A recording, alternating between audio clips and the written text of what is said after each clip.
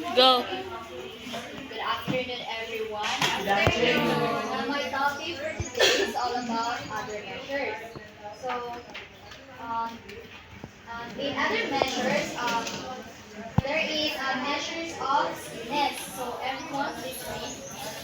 Measure of skewness to describe the degree of departure of the force from the symmetry. So, the skewness of a score distribution is only tells about the performance of the students. So, the skewness can be classified according to the skewness coefficient. And below are the classifications of the skewness. So, first is the positively skewed, the second is negatively skewed, and the normal distribution. So, para mas malaman natin kung ano si positively para mas malaman natin yung skewness coefficient, unahin muna natin si positively skewed. So, positively skewed is most of the scores are low, hence most students get scores below the mean value. So, this means that the positively skewed is skewed to the right.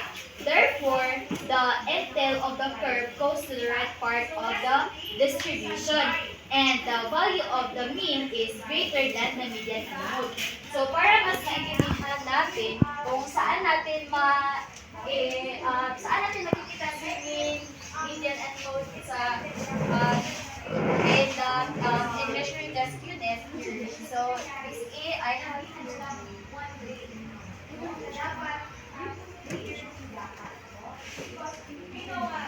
So, what do you notice about this graph?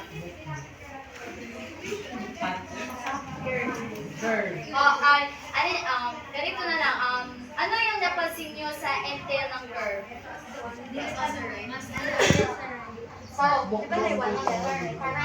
Okay, so this is called the positively skewed. Since it is skewed to the right and the angle of the curve goes to the right part of the distribution. So saan natin makikita si mean, median, and mode? So in this region natin ilalagay si median. And then with respect to the median, so saan naman natin ilalagay si mean? So, since the distribution of the data is skewed to the right, so si mean is ilalagay natin dito sa right side ni median. So, what do you think the mode is?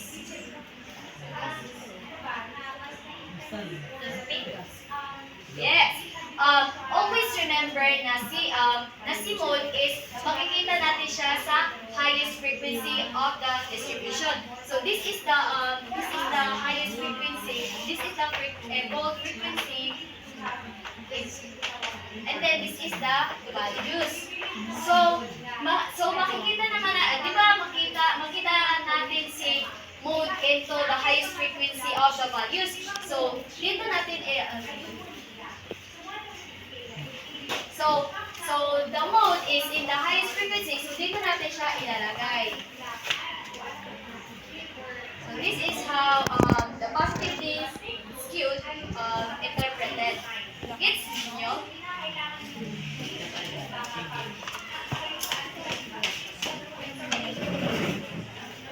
So let's proceed to the if there is no clarification into the positively skewed, let's proceed to the negatively skewed. So most of the score are high. Hence, most of the students get score above the mean value. So therefore, the negatively skewed is it is skewed to the left, or it is called the negatively skewed. So therefore, the end tail of the curve goes to the left side of the distribution, since the mean is less than to the median and the mode. So, in this value mode, diri ang negative values, and then diri ang positive values. So, negatively skewed man tayo, so dito tayo sa left. Kasi yung mean is less than siya sa median at saka sa mode. So, What do you think the mean and median and the mode? Saan natin dito ilalagay? Saan natin ito na ilalagay? So since it is skewed to the left, so in this region natin ilalagay si median. Una natin si median since ano. And then the mean, saan natin ilalagay? So with respect to the median again, so the mean will be in the left side of the median. Ito natin ilalagay si mean. And then the mode. Saan natin ilalagay? Ang median is so dito natin ilalagay si mode since siya man always na good ninyo i-remember nga si mode is ma-locate it occurs at the highest frequency of the distribution. Oo. Since it is one man, mo na siya ang negative values, mo na siya ang positive values. Then, ang negatively skewed is to an man is ano man less than man siya. The mean is less than the median and the mode. The gawin na to na skewed is the negative.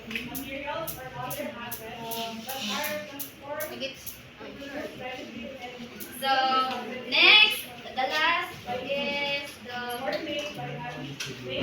normal distribution. So, normal distribution, everyone please read. It is symmetrical. Then tails of the curve can be extended indefinitely in both sides and asymptotic to the horizontal line.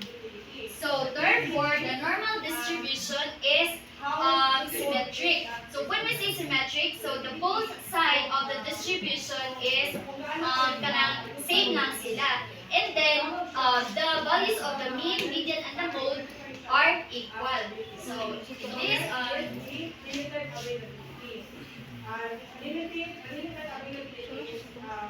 so in this distribution, saan natin makikita si mean?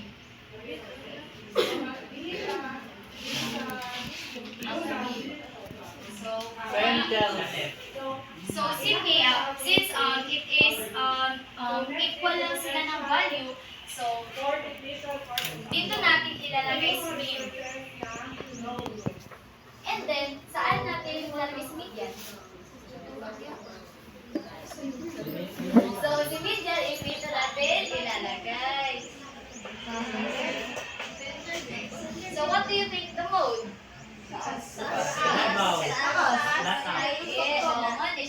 Dito natin ilalagay si mode. So, their values are equal. It's a the normal distribution.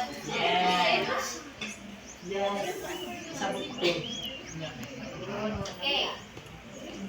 So now let's proceed to the describing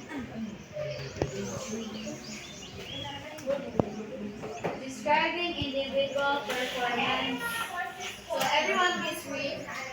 There are four ways of describing the individual performance of the students. Actual scores or raw scores are the scores directly obtained from the result of an assessment procedure. Such scores cannot be interpreted whether they are low, average, or high. So in order to describe the individual performance of the students or the actual scores or raw scores, so let's convert the raw score into standard score. So this is done by computing the z-score, t-score, standard 9, and the percentile graph. So first, let's interpret what is the z-scores. So everyone, please read what is the z-score. It's used to convert a raw score to standard score to determine how far a raw score lies from the mean in standard deviation units. So, in computing the z-score, so I have here a formula. So, isa lang yung gagamitin natin ng formula, which is ito yung which C represents and the S is represents the row score, and the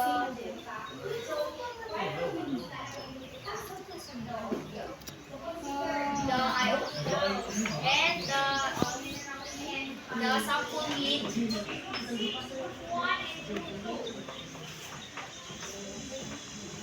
So, I have here an example of business calculus algebra.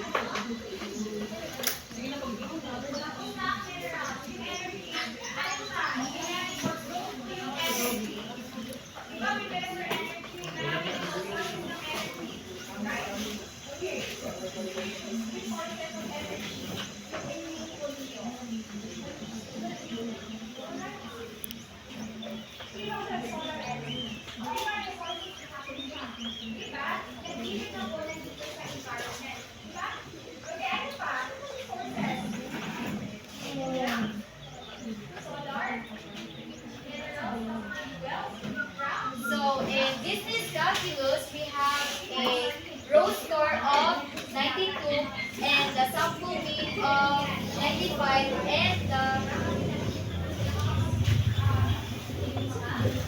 sample is the sample standard deviation.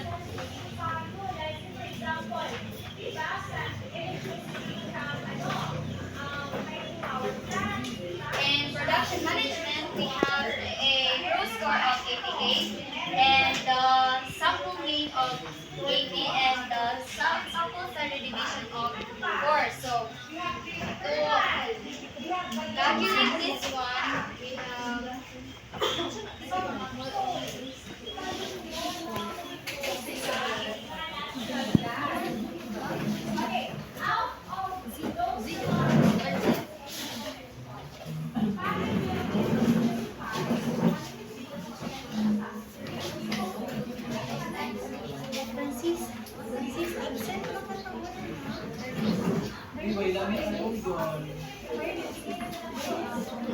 Wala issue namin.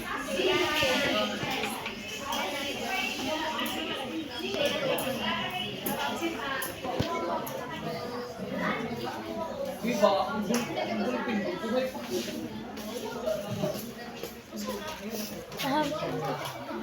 Pila ko ang manang Pila ko ang manang gulpin siya.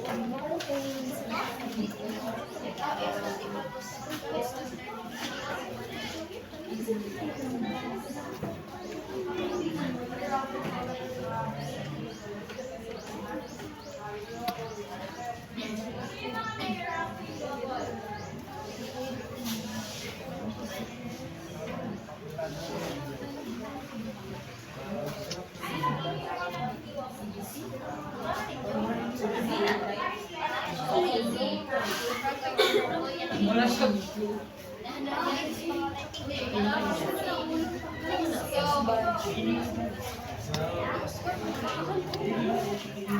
So, moni siya, di ba moni siya ang nataag, ito yung, in business calculus, we have the exponent of 92, and the row score of 92, and the sample mean of 95, and the sample standard deviation of 3. So, in using this formula, so, moni siya, we have to, the row score minus 2a sample mean over to the sample standard deviation. So after we subtract the row score and the sample mean, so mon siya negative 3. Since 95 is mas kanang bako pa kaysa sa 92, diba? So i-divide na yan nato siya into 3. So magiging negative 1. So in business calculus, meron siyang negative 1 na value. Then, in production management, same lang siya dito. Subtract the row score and the sample mean, then divided by sample standard deviation, and then we have the positive 2.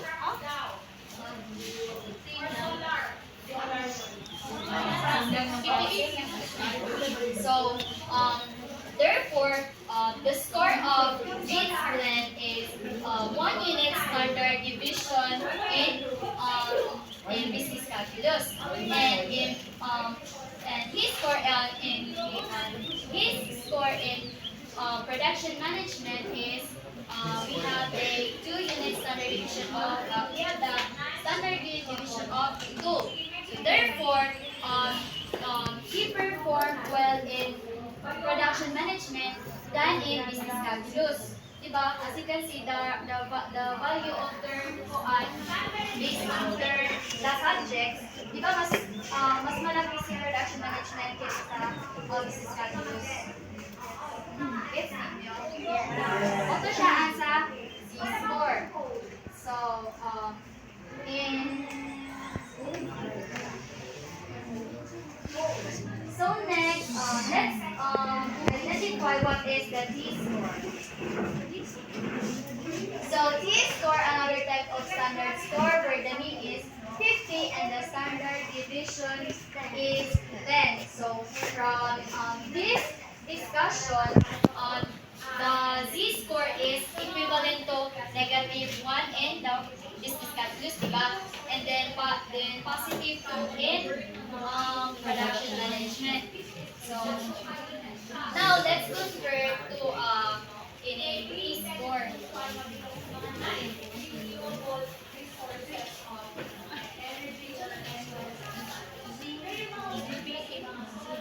So in business calculus, we have the row score of 92 and the Business production. Sa business production man ang -1. Ah, dili business calcul. standard deviation. Then business calculus. Business calculus ba?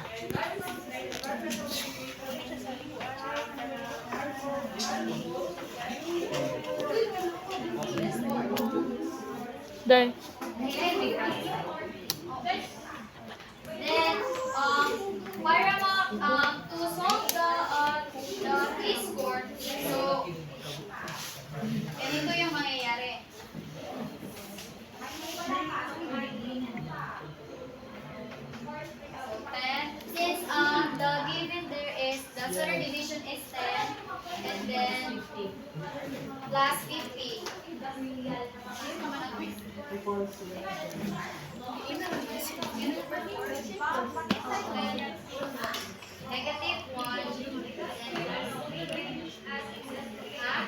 Ano ito isipin?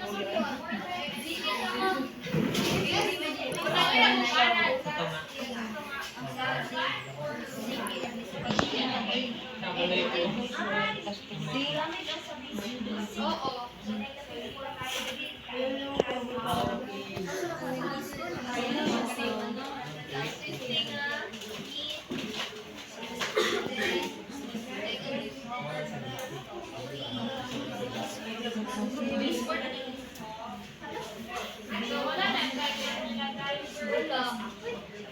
Interpretation.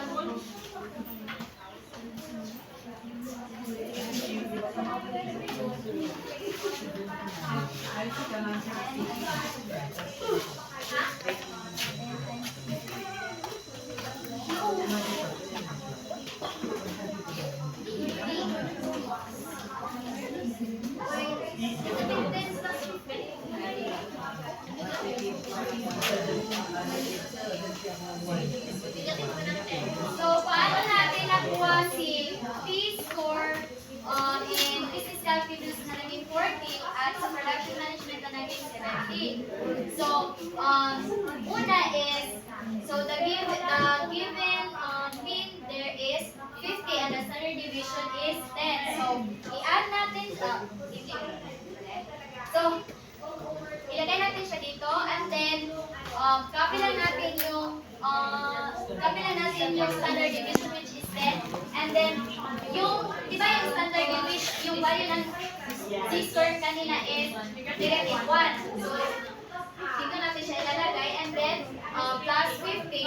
So para maging para makuha natin itong 40 is, minultiply muna natin si 10 into, sa negative 1. So, naging negative 10 siya. Plus 50. So, negative 10 plus 50 is equals to 40. Positive 40 na siya. And dito, same lang siya. So, the z-score, di ba, kanina, 2 is 2. So, ganito, 10 multiply lang siya into 2. So, naging 20 plus 50 is equals to 70. So, muna na. Z-score. Muna na yung score niya. So the z-score of negative 1 is equivalent to a z-score of 40, and production management the positive 2 is equivalent to a z-score of 70. So na siya. Muna yung score. So therefore si Glenn is mas perform better in production management. Kaya mas dako mas production management kaysa sa business calculus. Kay due to a higher value of kining t-score which is 70. Wala siya pag-uan sa pag-interpret sa t-score. Sagot mo? Yes. Ayaw ah. Palihog po pag-ibalik ang interpretation. Kagigay siya dito. Ay, so, iba sa in z-score, natin ka na kuan reach and negative 1. So, negative 1 is, ano na nga, given naman ang standard deviation natin kung ang kuan in na 50. So, ato lang i-insert ibalik na as kuan para i-multiply na to siya sa kanyang standard, sa standard deviation natin, and then, after diarrhea is, i-multiply. So, after multiply, i-plus na siya sa 50, so, gawin din siya ang kanyang score niya. Ang interpretation. So, therefore, so, si Glenn is mas perform better din siya sa production management. Kaya mas dapat siya ka ng score sa kanang production management. Kaya nagkuha kaya siya of 70 kaysa sa business calculus niya, 40 lang.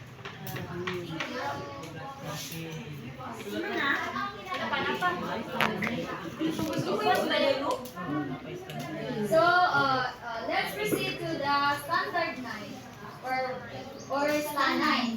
So, everyone please read standard 9. It's a 9-point rating scale ranging from 1 to 9.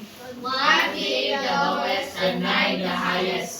Standard rating is easier to understand than the others and very fundamental. So, para mas maintindihan natin kung paano in-interpret si standard 9. So,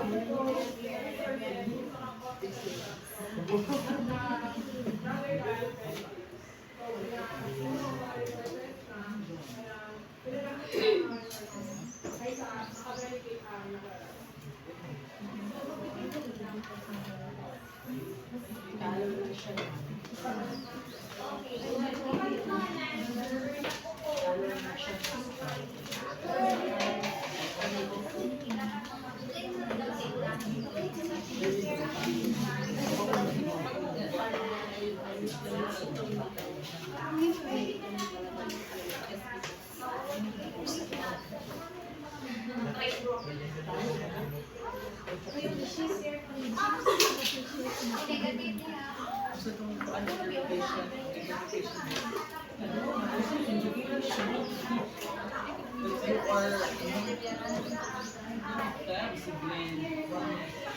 So, diba, in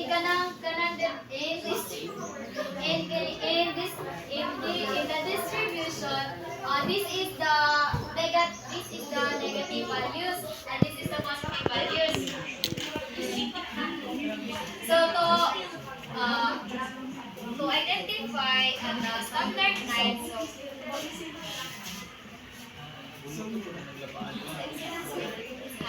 so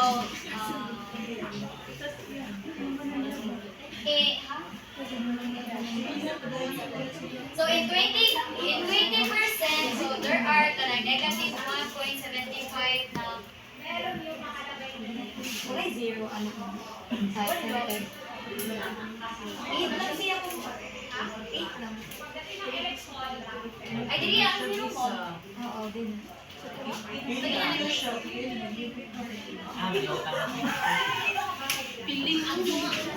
Ang tuma is zero. Dili ba may negative values, tapos dili ang positive values.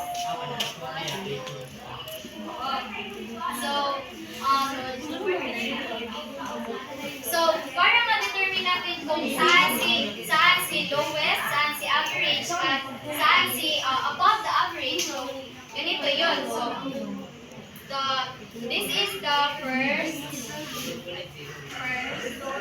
second, third.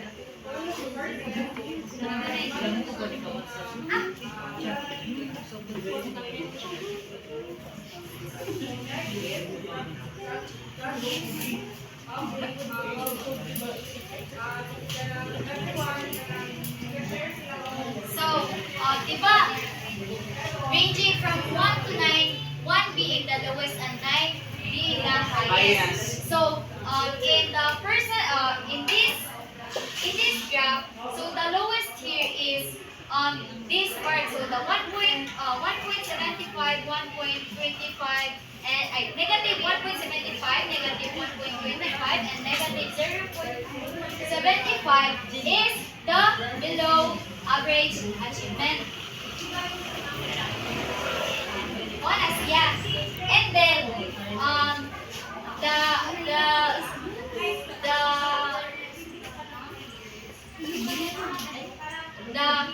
0.25, the 0.75, and the 1.25 is the average achievement. Diba dito nga siya ba? Diba? Diba? Ay, so, diba ang first, second, and third are the below average achievement. And the fourth, fifth, and sixth is the average achievement. Sakto-sakto lang. And then the 7, 8, and 9 are the above average achievement. So, ilan na siya pagkuhan sa standard 9? Oh, from lowest to highest. So, first, second, third is being the lowest of the distribution. Inyo. Tapos, kibali ang kining tumatunga ang mga nagakuan kibali magkapasar-pasar ang 4th, 5th, ug 6th nga percentile. And then, pag 7, 8, ug 9, wala to sila kanang highest.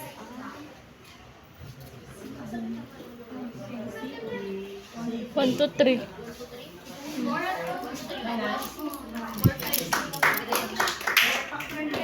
Okay na. Banaay. Banaay. I-off na.